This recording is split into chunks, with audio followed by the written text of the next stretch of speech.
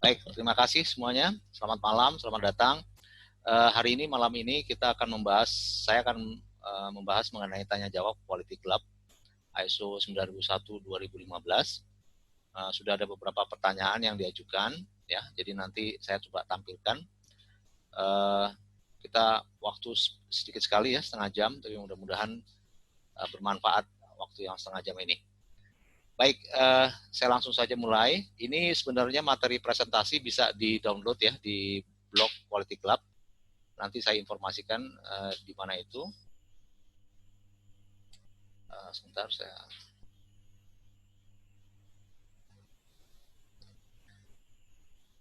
Ini ada sejumlah pertanyaan yang sudah diajukan. Oke. Sebenarnya ada lebih dari 14 pertanyaan. Kalau nggak salah hampir 40 pertanyaan ya. Jadi saya cuma sortir aja. Saya juga nggak sanggup menjawab 40 pertanyaan itu dalam waktu 30 menit. Tapi kira-kira ini beberapa sortir, beberapa pertanyaan yang saya kira mungkin sedikit banyak, hampir mirip ya, dari 14 pertanyaan ini. Mudah-mudahan teman-teman yang mengajukan pertanyaan juga hadir di acara kita ya. Ini ada beberapa pertanyaan yang manfaat penerapan ISO, ya. Terus kemudian bagaimana cara menggabungkan integrated management system, ya. Sampai juga perlukah prosedur kerja dirubah terkait adanya COVID-19 atau tidak. Saya kira ini saya akan adakan rutin ya untuk tanya jawab Quality Club ISO 9001 sebab anggota Quality Club itu banyak yang menerapkan ISO 9001-2015. Seperti meeting-meeting yang kemarin, jadi jika nanti ada pertanyaan silakan aja langsung bisa diajukan dengan langsung mengajukan pertanyaannya. Baik, saya mulai saja dari pertama. Ini nanti akan satu-satu akan saya coba bahas ya, manfaat pertanyaan-pertanyaan Quality Club ini. Yang pertama adalah, ini pertanyaan klasik saya kira ya, manfaat dari penerapan ISO 9001-2015. Yang jelas sekarang saya merasakan betul, sekarang ini, perusahaan-perusahaan besar ya, itu perusahaan-perusahaan itu membutuhkan ya banyak sekali tender yang membutuhkan sertifikat ISO. Jadi tentunya salah satunya adalah kebutuhan untuk tender adalah salah satu tujuan daripada sertifikasi ISO ini ya. Namun yang penting pertama adalah aturan kinerja internal yang jelas ya. Siapa mengerjakan apa itu jelas. Kalau kita punya panduan kerja, SOP, aturan kerja yang jelas tentu akan lebih baik daripada yang tidak punya sama sekali ya. Kemudian juga manfaat penerapan ISO ini adalah tentu disiplin, ya. Sebab dengan kita menerapkan ISO ini, perusahaan itu diaudit secara berkala, baik internal maupun eksternal. Ya. Itu perbedaannya antara perusahaan yang belum bersertifikat maupun yang sudah bersertifikat. Dan yang terakhir adalah mungkin meningkatkan citra perusahaan. Ya, tadi saya bilang untuk keperluan tender atau yang lain-lain, saya kira itu juga penting ya. Manfaat dari penerapan ISO ini. Mungkin kalau ada masukan silakan ya, boleh langsung tanya atau memberikan tanggapan silakan. Tapi salah satu manfaat penerapan ISO ini adalah kita punya satu rel ya, satu aturan kerja yang jelas. Kemudian ini ada pertanyaan bagaimana cara menggabungkan integrated management system. Yang saya lihat banyak sekali perusahaan sekarang sudah tidak hanya menerapkan ISO 9000, tetapi selain ISO 9000 mereka juga menerapkan ISO 14000 atau ISO 45001 ya. Biasanya 3 itu ya. Saya kira mungkin teman-teman juga 3 standar itu yang diterapkan ya, atau mungkin lebih daripada itu. Nah, bagaimana cara mengintegrasikannya? Saya akan berikan contoh, ada prosedur audit internal ya. Nah, ini contoh internal integrasi, saya coba akan tampilkan.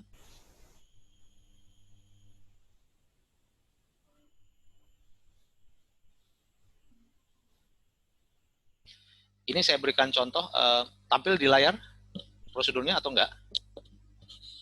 Belum Pak, belum ada Pak. Belum ya sebentar. Belum tampil Pak Jul. Mesti dimatikan dulu berarti.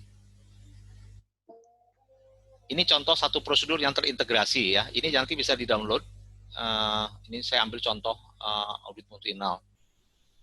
Kalau kita menerapkan ISO 9000, lalu menerapkan ISO 14000, lalu kita menerapkan ISO 45001, ya, itu elemen-elemennya banyak yang sama. Ya. Yang sama itu yang bisa kita integrasikan, ya, baik dokumen maupun aktivitasnya. Contoh elemen-elemen yang sama adalah contoh ini, audit internal itu elemennya sama ya. Jadi kita integrasikan. Kemudian mengenai pengendalian dokumen itu pun juga sama. Terus kemudian ada elemen mengenai tindakan koreksi dan pencegahan juga itu sama. Ya. Ada beberapa elemen yang sama, nah itu bisa diintegrasikan.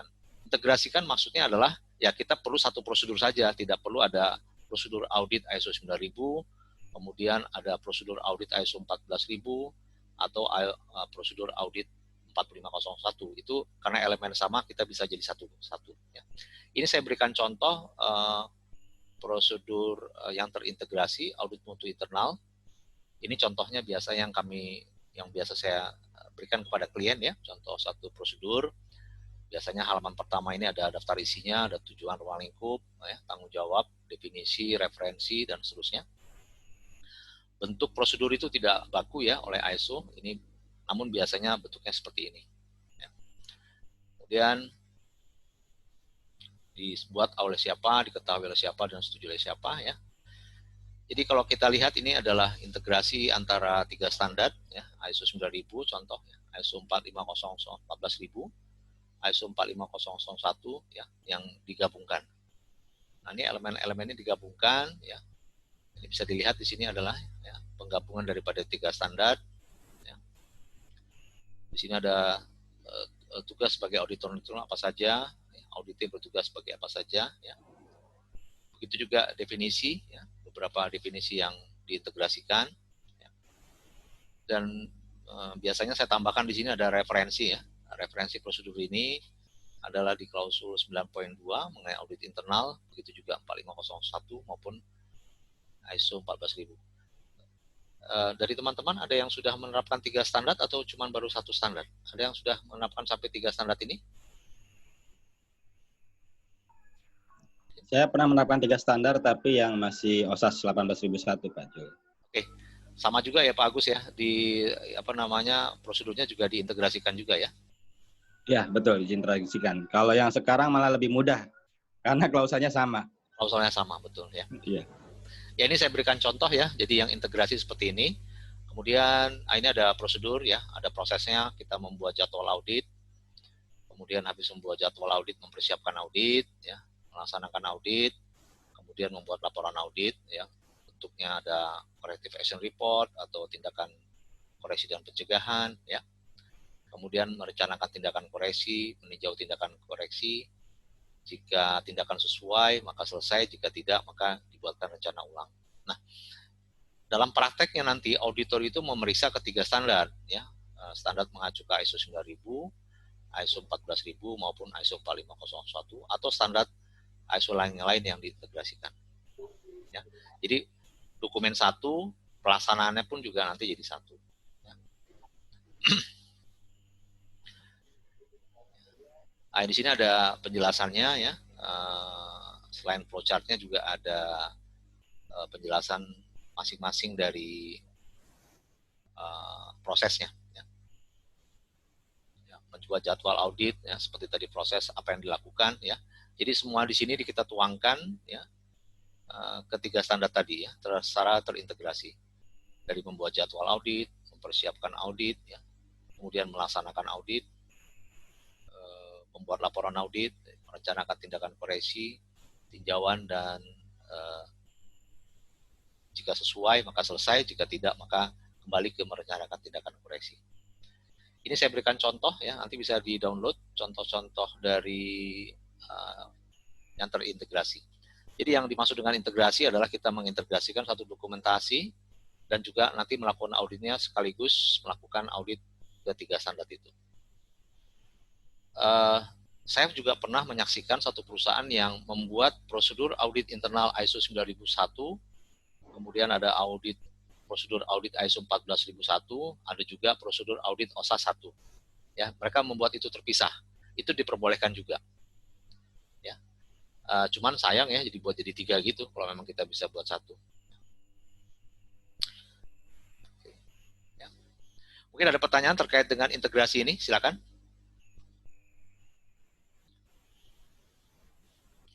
Kalau tidak ada, nanti ini bisa di-download ya di blog Quality Club. Pak Jul. Ya. Terkadang saya masih agak bingung untuk integrasi ke 3 sistem, Pak. Bingungnya di mana? Dengan Pak siapa nih? Pak Oka ya? Ini Pak Oka nih. Iya Pak Oka. Di mana bingungnya Pak? Atau pendokumentasiannya atau dalam pelaksanaannya? Dokumentasi, Pak. Dokumentasi. Menggabungkan. Ya. Memang ada beberapa yang bisa. Kayak Hirat kan bisa kita gabungkan ke risiko ya.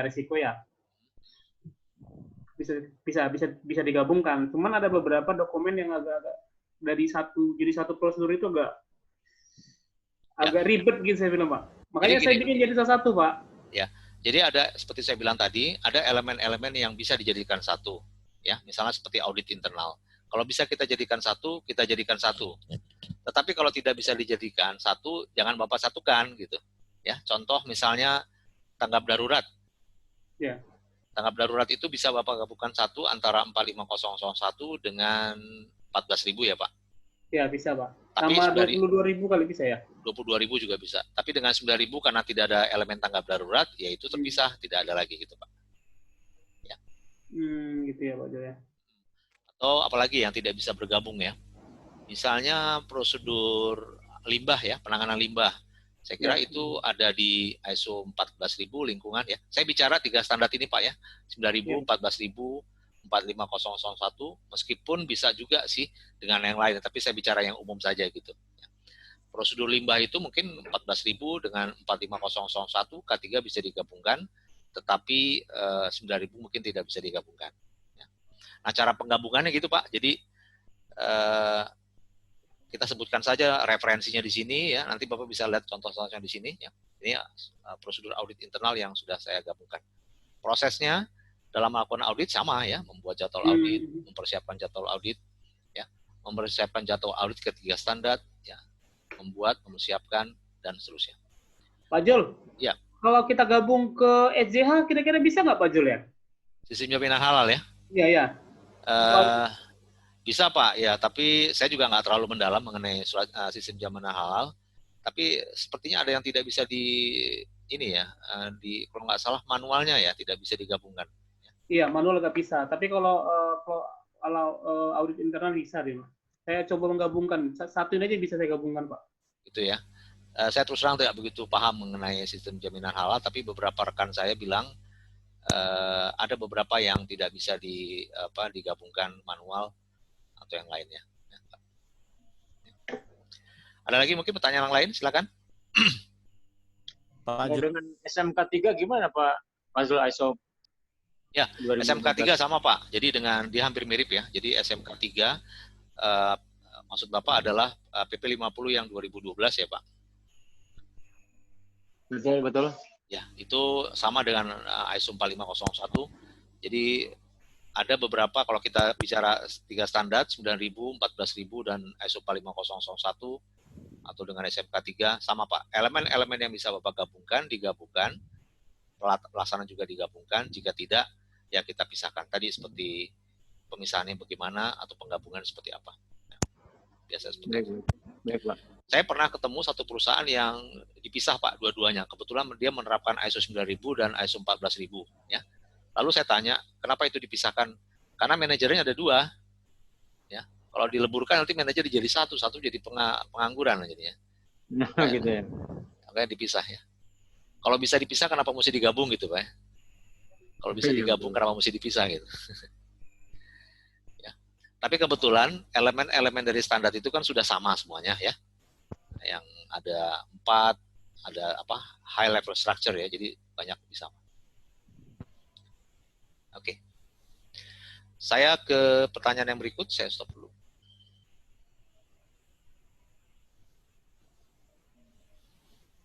Ketiga, Selain sertifikat, hal apa yang membuktikan bahwa QMS Quality Management System telah terinternalisasi di perusahaan ya? Terinternalisasi ini maksudnya telah terimplementasi ya. Selain sertifikat, hal apa yang membuktikan bahwa QMS atau Quality Management System telah terinternalisasi di perusahaan ya? Kalau menurut saya sih sebenarnya kalau sasaran mutu itu sudah tercapai, ya, sasaran mutu atau target-target tercapai, bahwa itu sistem sudah berjalan gitu. Ya.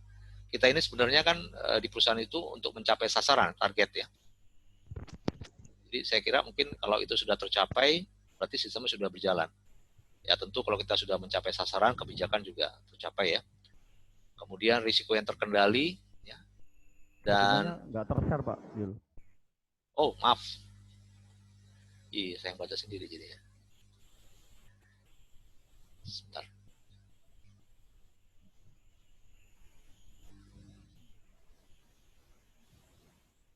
Maaf, ya saya ulang lagi. Pertanyaan nomor 3, selain sertifikat, hal apa yang membuktikan bahwa quality management system telah terinternalisasi di perusahaan? Maksudnya sudah diterapkan. Pandangan saya, satu sistem itu berjalan apabila sasaran sudah tercapai ya. Kita kan kerja ada capaian ya, ada sasaran ya. Kalau sasaran itu sudah tercapai, berarti sistem sudah berjalan. Ya, menurut saya sih kita membuat sistem ini untuk bisa mencapai target-target yang dibebankan kepada kita. Setiap bagian itu kan punya target-target yang terukur ya. Nah itu target-target terukur itu dengan adanya sistem ini kalau memang sudah berjalan, mestinya dengan pencapaian itu berarti sudah tercapai. Ya. Kemudian risiko terkendali ya, dan lagi biaya operasional terkontrol ya. Seperti kita ketahui sebenarnya penerapan ISO itu adalah menekan biaya operasional. Jadi dengan harapan dengan penerapan sistem ini biaya-biaya yang tidak biaya operasional itu bisa ditekan ya, atau dikontrol. Ya. Itu yang menunjukkan selain sertifikat ya, selain sertifikat apa saja yang bisa ditunjukkan ya. Oke.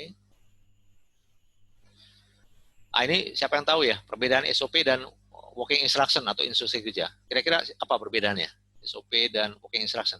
Mungkin ada berikan masukan. Boleh izin kasih masukan Pak Jul? Ya, siapa nih Pak Oka juga ya?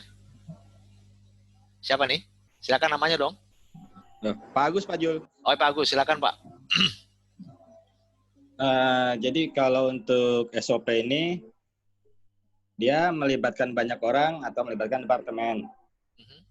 Nah, interaksi antar departemen atau beberapa orang lebih dari satu.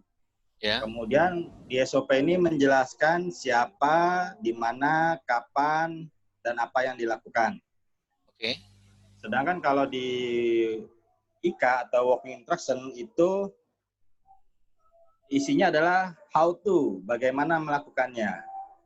Kemudian prosesnya hanya satu, menjelaskan satu proses, dan umumnya antara orang dengan benda. Seperti itu Pak Jul. Baik, terima kasih Pak. Ya, saya kira saya juga sama setuju dengan pendapat Pak Agus ya. Mungkin ada yang lain, silakan. SOP dan working instruction.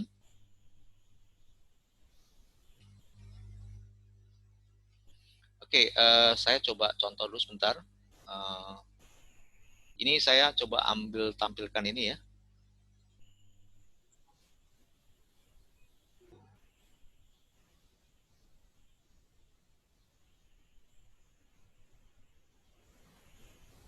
Tampil segitiga ini.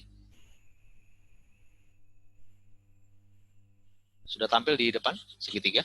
Sudah. Sudah ya. Oke. Tingkatan dokumentasi ISO ini biasanya dikenal dengan hierarki ini ya, tingkatan segitiga ini ya. Level pertama adalah manual mutu, yang level kedua adalah SOP atau prosedur, level 3 working instruction WI atau instruksi kerja biasanya kita sebut, dan level yang terakhir adalah formulir ya. Manual mutu ini jadi ISO itu membagi informasi itu berdasarkan ini ya. Jadi manual itu adalah hal-hal yang memuat tentang kebijakan perusahaan. Di situ ada struktur organisasi, ada kebijakan-kebijakan perusahaan. Nah, tadi sudah disebutkan Pak Agus ya, SOP itu adalah panduan kerja yang sifat umum dan melibatkan antar departemen ya. Itu biasanya melibatkan beberapa departemen, satu atau dua ya. Misalnya prosedur pembelian ya. Prosedur pembelian itu mungkin melibatkan bagian purchasing atau bagian pembelian, terus mungkin bagian gudang, dan juga terlibat bagian finance ya. Terus kemudian ada lagi yang di bawahnya ada working instruction, itu panduan kerja secara rinci atau detail atau how to do ya. Dan biasanya hanya satu bagian saja ya, tadi sudah dijelaskan. Dan yang terakhir adalah dokumen yang menunjukkan suatu bukti, itu namanya formulir atau record dalam bahasa Inggrisnya. Jadi mengapa segitiga ini? Ya, segitiga ini maksudnya manual mutu itu biasanya satu, kemudian SOP itu biasanya lebih banyak, ya, kemudian working instruction itu lebih banyak lagi, kemudian formulir itu mungkin lebih banyak lagi. Ya. Level 1, level 2, level 3 itu adalah panduan kerja. Ya. Ini manual mutu kebijakan, kebijakan itu juga panduan kan.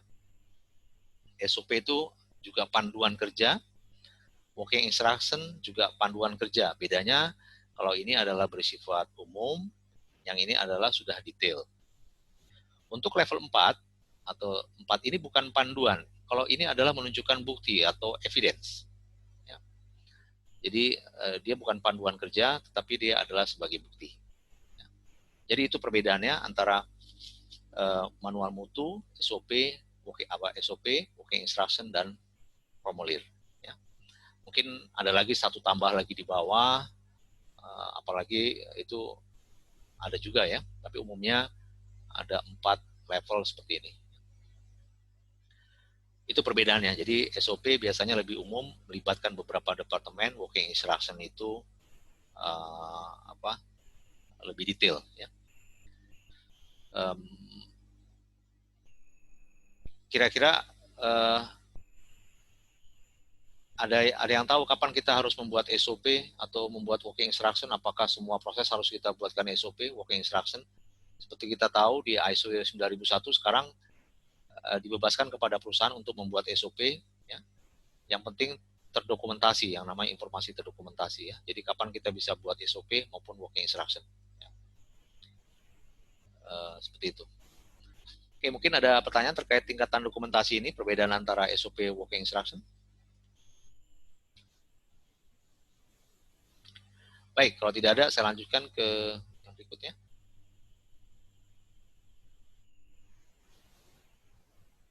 Bagaimana menyusun suatu prosedur yang benar ya, kalau nggak salah di sini. Bagaimana cara menyusun yang prosedur ya? Tadi saya sampaikan juga di sini prosedur audit internal ya. Sudah saya tutup tadi.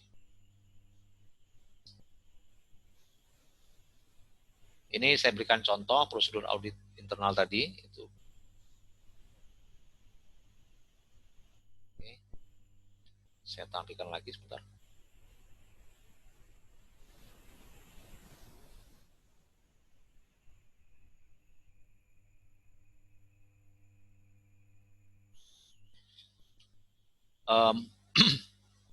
Biasanya ya ini ada 8 poin ini ya. Saya kira mungkin Bapak Ibu semuanya juga setidaknya menggunakan, ada tujuan, ya, kemudian ada ruang lingkup, ya, ada tanggung jawab, lalu ada definisi, kemudian ada referensi, ya, referensi acuannya apa, flowchart jika perlu, ya, kemudian ada juga uraian daripada prosedur, dan dokumen penunjang atau dokumen pendukung, ya. Kemudian juga ada status perubahan atau histori dari satu prosedur, ya. Ini saya mengacu kepada standar ISO TR tadi yang barusan ya.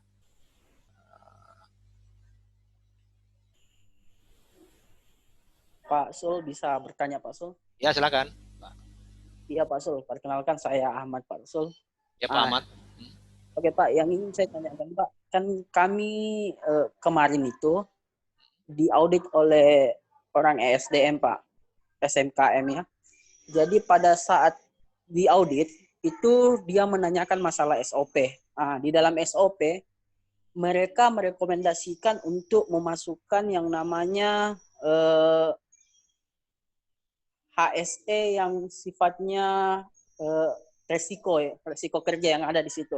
Apakah itu dianggap perlu Pak Sul? Dan kalau itu berada di poin berapa ya Pak Sul kira-kira kalau dilihat dari struktur yang Pak Sul tunjukkan ke saya tadi, ke kami. Gitu. Baik Pak Ahmad, terima kasih. Maksudnya disarankan ada risk ya Pak ya dalam prosedur ya? Ya betul Pak Sul. Jadi disarankan untuk dimasukkan resiko kerja di dalam sebuah prosedur itu. Oke. Sebelum saya lanjut ke Pak Ahmad tadi ya, itu saya tadi mengacu kepada standar ISO TR 113 ya, guideline. Jadi untuk membuat SOP, membuat working instruction, sampai juga membuat manual, itu ada standarnya. Namanya ISO TR 113. Nanti juga bisa di-download di blog saya ya. Itu ada tujuan, ruang lingkup. Nah, kebetulan Pak Ahmad ya, yang risk itu memang tidak ada sih Pak. Ya. Namun kalau misalnya ada customer yang minta, ya baiknya kita siapkan juga gitu ya. Nah, di mana itu? Bapak tinggal tambahkan saja mungkin di poin yang berikutnya Pak. Tadi kalau nggak salah sebentar ya.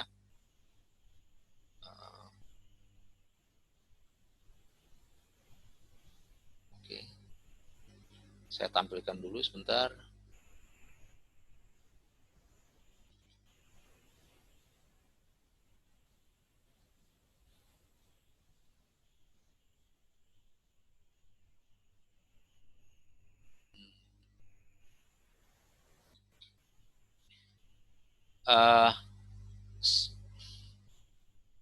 Jadi kita tambahkan satu sendiri Pak Ahmad ya. Kalau tadi ini nggak bisa muncul di sini, saya juga nggak tahu kenapa. Mesti saya tutup dulu kali ya. Oke.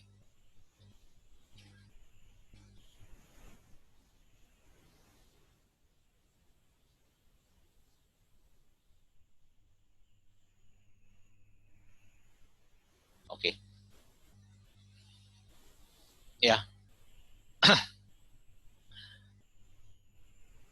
Mungkin nanti Pak Ahmad bisa masukkan aja Pak di nomor 8 kali ya, dokumen penunjang atau sebelum dokumen penunjang ya, setelah risiko di situ. Misalnya contoh audit mutu internal itu risikonya apa Pak?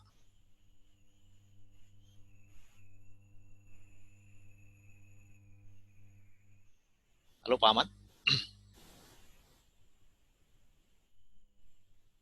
Atau mungkin, jadi kalau Bapak mau masukkan risiko, mungkin nanti di poin nomor, Bapak tambahkan satu aja di nomor 7, sehingga nomor 7 jadi nomor 8, dan nomor 8, nomor 9, di situ dimasukkan risiko. Ya, risiko dari audit internal itu banyak ya. Misalnya contoh,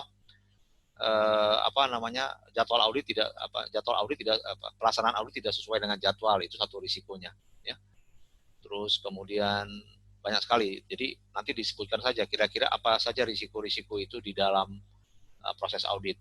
Jika ini misalnya prosedur prosedur penyimpanan barang, itu nanti risikonya ditampilkan di situ, misalnya barang tidak sesuai ya, barang yang di stok tidak sesuai dengan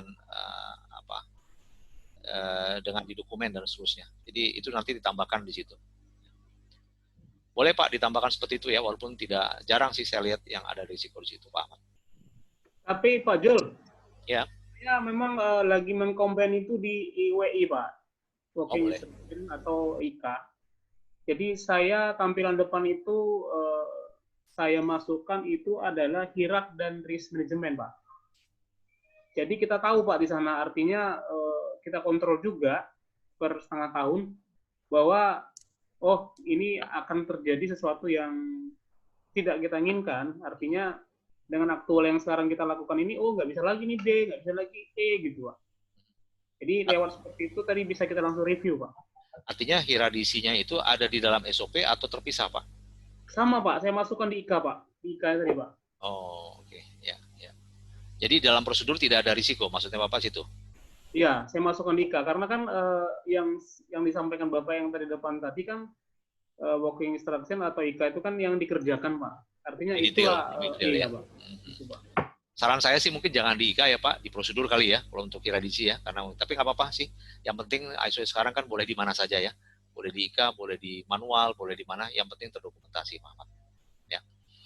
Bagus. Oke, baik. Saya coba yang lain. Pak Zul. Yuk, silakan. Pak, yang standar ISO TR 113 ini ya, yang versi Indonesianya ada nggak ya, Pak? Duh, saya nggak punya, Pak. Belum ada ya, Pak? Ada, Pak, ada. SNI ya, Pak. SNI ada kok. Ada, Pak. Tapi nanti Bapak download aja dulu ya. Yang mudah kok, Pak. Dalam bahasa Inggris mudah kok. Saya sebentar mau saya tampilkan ya, sebentar ya. Nanti bisa di download. Nah, ini dia.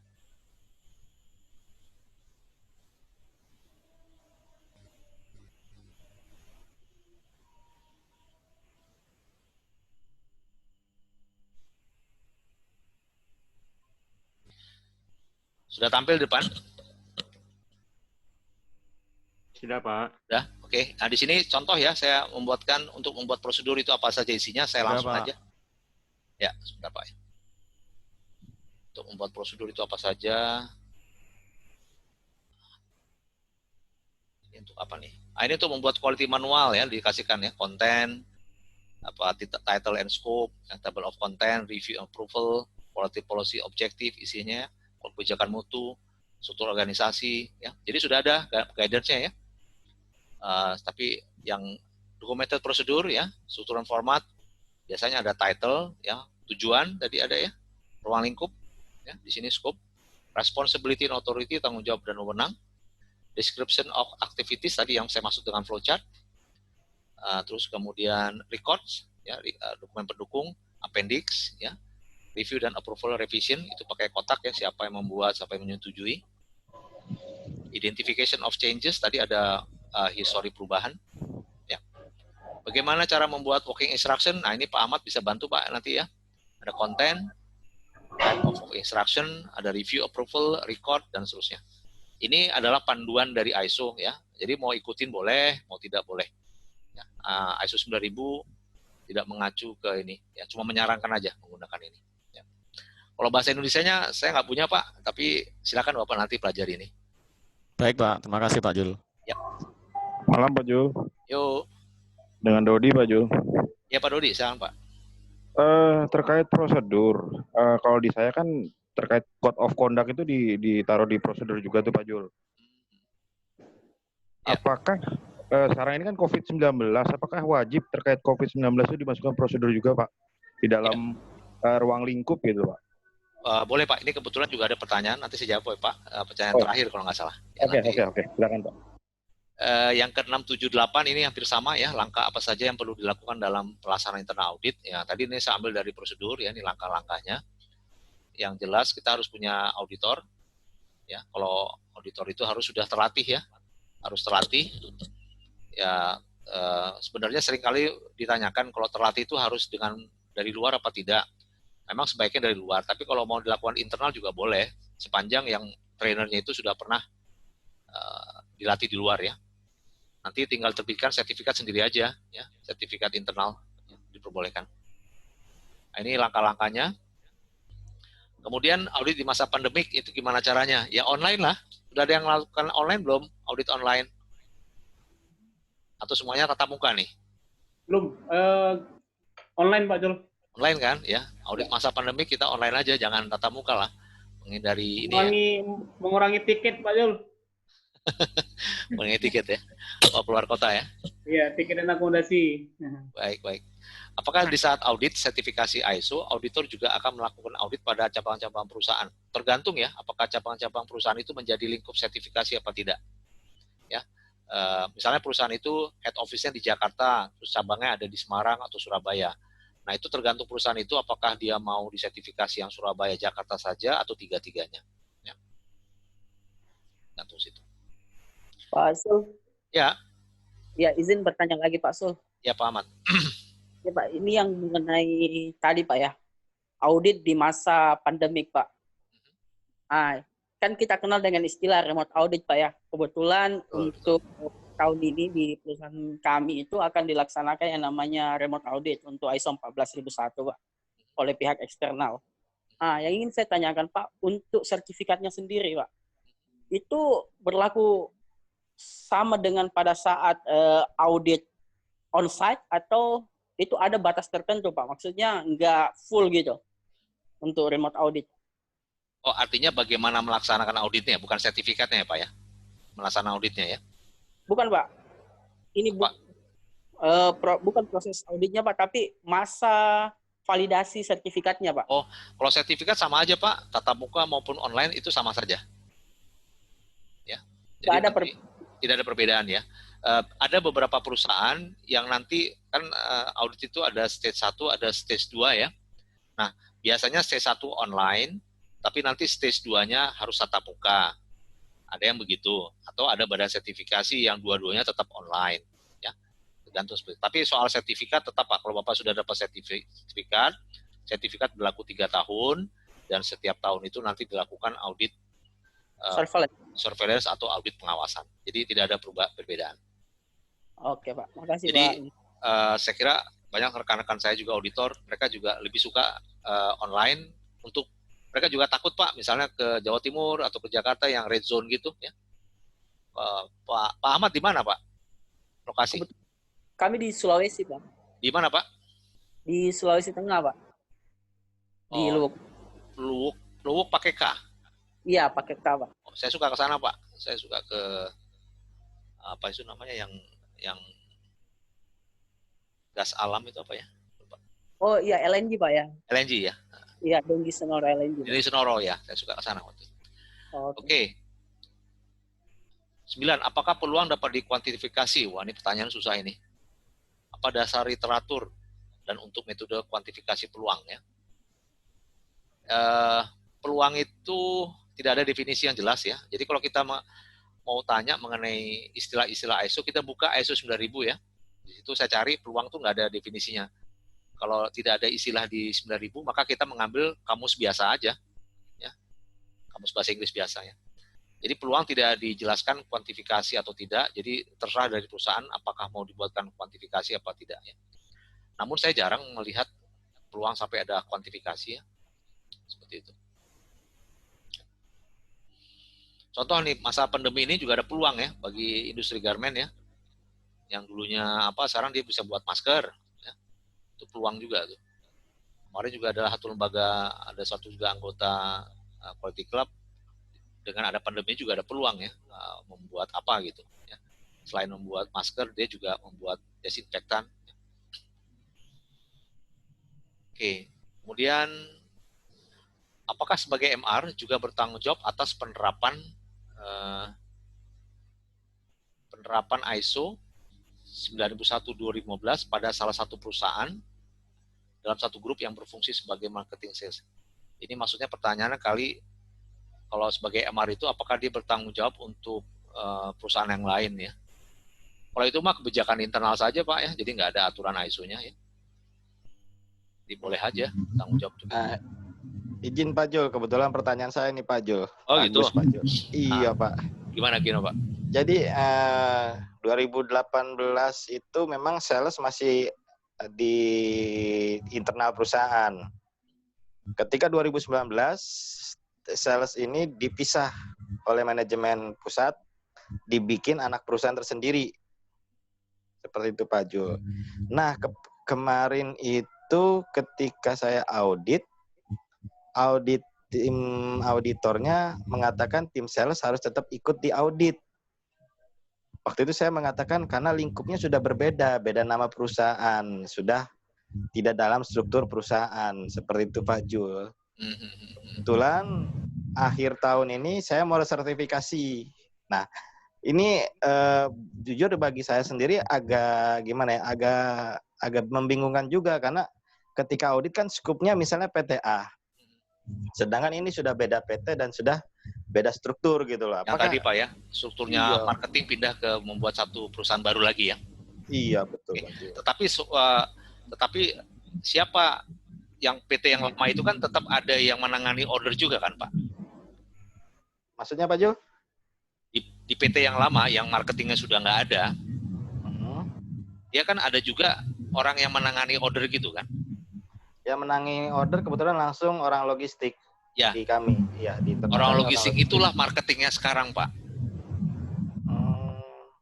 Jadi gitu prosesnya kan ada order handling. Nah order handling ini ditangani oleh orang logistik. Ya itulah marketing yang sekarang tanda kutip ya Pak ya. Oh gitu ya.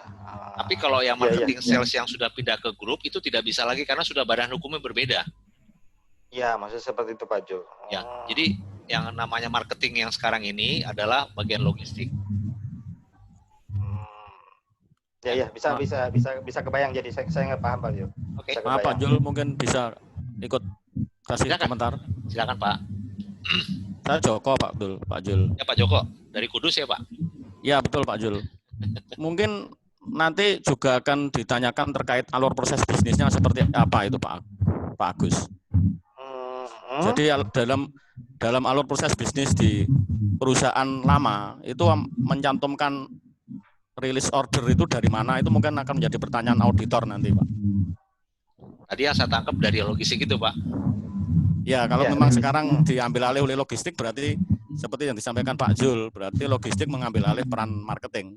Jadi marketingnya sendiri ordernya dari perusahaan marketing yang baru, lalu diserahkan kepada orang logistik. Jadi startnya dari situ Pak. Ya Pak Jul. Ya kebetulan saya sedang membuat ulang ini bisnis prosesnya.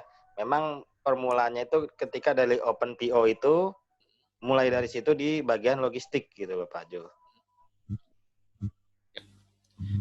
Oke, nomor 11, bagaimana kita menghadapi masalah terkait tidak berjalannya monitoring risiko terkait risiko yang sudah diidentifikasi sebelumnya. Artinya kita sudah punya pengendalian risiko, namun bagaimana caranya kalau tidak berjalan.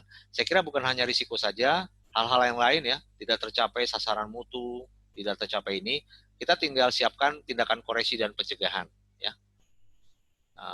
Kita buatkan apa ya, biasanya sih orang bilang tindakan koreksi pencegahan, apa masalahnya, analisanya apa tindakan koreksinya, atau perusahaan lain namanya corrective action report ya.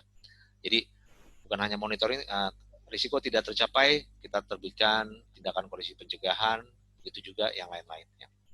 12, apakah seseorang yang telah mengikuti training ISO 9001 bisa menjadi trainer dalam training internal ISO di perusahaan tempatnya bekerja? Ya tentu bisa dong.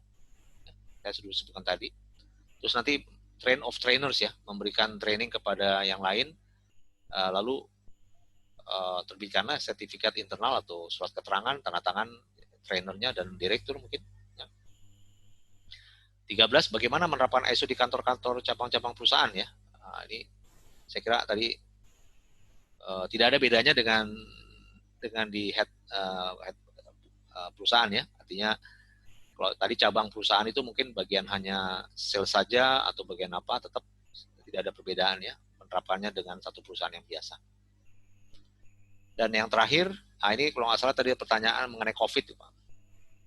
Saran saya sih ikuti aja protokol pemerintah COVID. Peraturan Menkes nomor berapa ya? Ada kok di Quality Club juga, nanti ada di belakang situ. Ya 20. 20 ya? Ya. Bukan. Ada dua Permenkes tentang penanganan COVID di kantor dan industri, itu keluar bulan Mei. Kemudian yang terbaru tentang preventif COVID juga, Pak Jul. Ada 413 kalau nggak salah, 438. Ya, saran saya adopsi itu Pak. Adopsi itu menjadi apa ya? Masukkan dokumen eksternal ya, sebagai panduan gitu. Jadi daripada kita merubah prosedur-prosedur kita gitu loh. Ya. Jadi tidak perlu dimasukkan ke dalam prosedur Pak ya, dibuatkan di eksternal saja Pak ya. Ya ini aja adopsi, udah benar gitu loh Pak. Karena gini Pak, saya khawatir kita buat sendiri salah lagi Pak. Ada yang ahli nggak mengenai itu? Kebetulan di tempat saya langsung ini Pak Jul, jadi dari Permenkes itu kita adopsi langsung, tidak perlu dibuat prosedur, karena itu sudah peraturan pemerintah. Atau kalau Bapak tadi mau buatkan prosedur, tetap ngambilnya dari Permenkes Pak, tinggal diambil poin-poinnya, masukin ke prosedur mana, misalnya marketing ya. Kalau marketing mau berpergian harus bagaimana, ya misalnya gitu ya Pak ya. Betul. Misalnya prosedur apa, dia kalau berpergian harus melakukan rapid test atau segala macam dan seterusnya bisa. Tapi walaupun sebenarnya di Permenkes sudah ada sih Pak, semuanya lengkap. Keluar masuk apa juga jelas dan semua segala macam. Download dulu Pak, itu cukup banyak kok Pak, ya cukup jelas. Dan saya kira banget itu, ya ketat sekali. Soalnya kan di tempat saya itu ada audit social compliance Pak. Biasanya tuh sasarannya ke situ biasanya. Ya. K3-nya. Betul, ya. Ya saran saya sih mungkin ikuti protokol pemerintah tadi yang Permenkes tadi. Terus kemudian yang dari gugus tugas kali juga ada beberapa ya Pak. Cara cuci tangan misalnya, yang paling gampang ya. Iya. Cuci tangan, jaga jarak, itu kan ada aturannya. Nah itu jangan nanti kita tetapkan jaga jarak 1,5 meter gitu loh Pak. Repot nanti. Dengan kita acu situ ya. Baik, download ya di blog saya. Ada ISO TR tadi ya Pak, yang bukan bahasa Indonesia tapi ini bahasa Inggris. Guideline for Quality Management System Documentation. Kemudian ada tingkatan dokumentasi ISO tadi ya. Ada SOP integrasi audit internal di dokumen nomor 126 dan yang terakhir protokol pemerintah yang Bapak nanti download di Permenkes tadi 127. Semua ini juga dari teman-teman semua ya, teman-teman Quality Club semua. Ya. Oke, ada pertanyaan terkait sebelum kita tutup?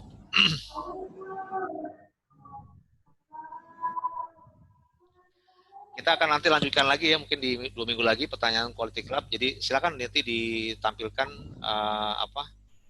pertanyaan di sini dan nanti saya bisa jawab pertanyaan ini. Sementara di ISO 9000 saja dulu ya. Yang lain mungkin belum dulu karena saya lihatin mayoritas kita menerapkan ISO 9000. Dari saya itu terima kasih buat teman-teman Quality Club yang sudah hadir ya.